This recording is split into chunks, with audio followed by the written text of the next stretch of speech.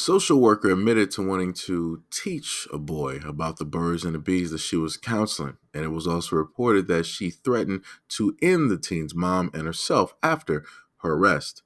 Peyton Shires, age 24, was arrested on charges of unlawful conduct with a minor after concerns were raised over text messages shared between the two on October 6th. Shires was held on a $500,000 bond, which she posted on October 12th before showing up at the teen's home with a weapon. The teen's mother was away from home but noticed a young woman on the porch through doorbell camera footage. Responding officers found Shires sitting with a weapon pointed to her head and her finger on the trigger, yelling out threats that she was going to end herself. The teen's mother told police that Shires had called her and threatened to end both the mother and herself, accusing the woman and her son of ruining her life. The doorbell camera footage went down shortly after the phone call, which the woman claims was because Shires cut the camera. The boy's mother reportedly contacted police September 27th after discovering the messages and believed, quote, something inappropriate was happening between her son and Mrs. Shires, after seeing messages asking if he had deleted the videos and asking if his mom had seen the videos or the messages. The boy's phone was surrendered to police for a forensic evaluation, which found a video of the teen and Shires, who was previously employed by the National Youth Advocate Program, which specialized in foster care families and engaging in misconduct. The boy reportedly told Columbus police detectives that he and Shires engaged in intercourse at least 2 times.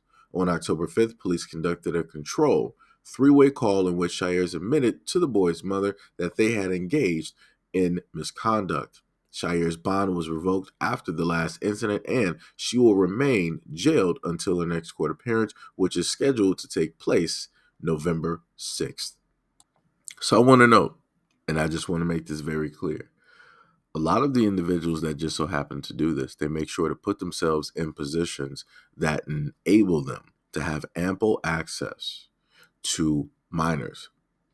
Shires went to the lengths in order to work for a business, right, where she counsels minors. She's supposed to be in a protective type of arena where she is a guardian, where she is supposed to protect these kids, where she is supposed to look after the well-being of these kids. But the only well-being and interest that she was looking out for was her own best interest. You have a woman here that stated that, oh, this 13-year-old, he ruined my life. Oh, his mother, they ruined my life. When she herself did this to herself. She has a nice paying job. She more than likely lives in a nice community. She's more than likely educated in some type of area or arena, but she opted, instead of going after men of her own age, she's 24, she could have easily went from 20 all the way up. She has a field of a selection of men that she could have sat up there and went for at the age that she is at. But she opted to go for somebody who is clear cut nowhere in the light of day in her age range. And people have to understand that a lot of this behavior is due to the fact of control. And it's also due to the effect that more than likely when she was younger, she was not getting a certain type of attention from boys that age. So this is her way, yet again, of reliving all of that and having the control, being the it girl, being the most attractive, being the only one in the room, being the one that's going to get everything, specifically catered to them. That's what she's doing. And that's what a lot of them tend to do. And the power play is the fact that they're sending these messages, they're sending these videos and these images, knowing the fact that nobody's going to turn it away.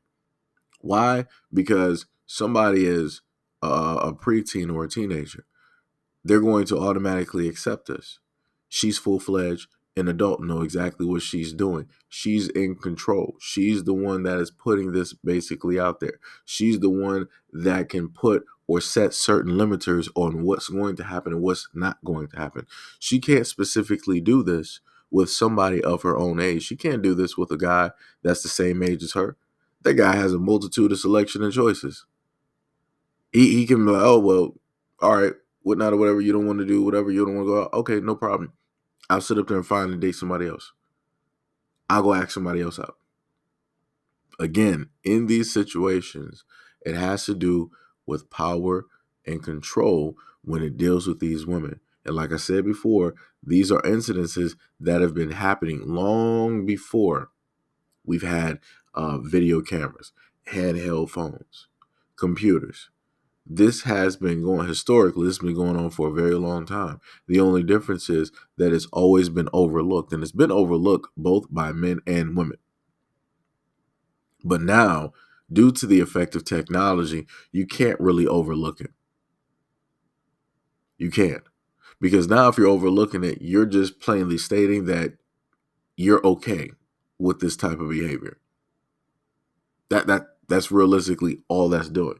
Because again, at the end of the day, this could very easily be your child that is going specifically through this, and that has to deal with a counselor, or that may have to deal with a teacher or a principal or whoever the adult is that has whatever position that they have in life. This could very easily be your child. So like I said, I do these videos in order to inform a lot of parents specifically out there of the type of individuals that are persistent in their pursuit of this type of thing. And I also want to showcase again how it is that Shaires was released. She had a $500,000 bond. She was able to pay, the bare minimum because nobody really has to pay the $500,000, and she was out. What did she decide to do when she was out? She went directly to his home because she was going to harm the mother. Because why? The mother was in the way. The mother was in the way. Because for Shaires, there cannot be two women that are in control of the situation at all. Shaires wanted to be the only woman that is in control of the situation when it deals with the 13-year-old boy who she is supposed to be counseling, but she's in a type of relationship with him. Due to the effect of the mother still being there and trying to report this and get her son away from that, Shaires was not going to have or allow that to happen. And she was going to do any and everything in order for her quote-unquote pursuit of selfishness and quote-unquote happiness. But again, I know that some people don't understand.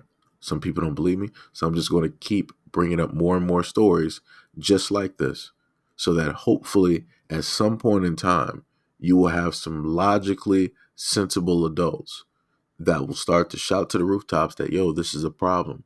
We really need to look into this. This needs to get fixed. We need to pass some type of laws in order to protect the kids.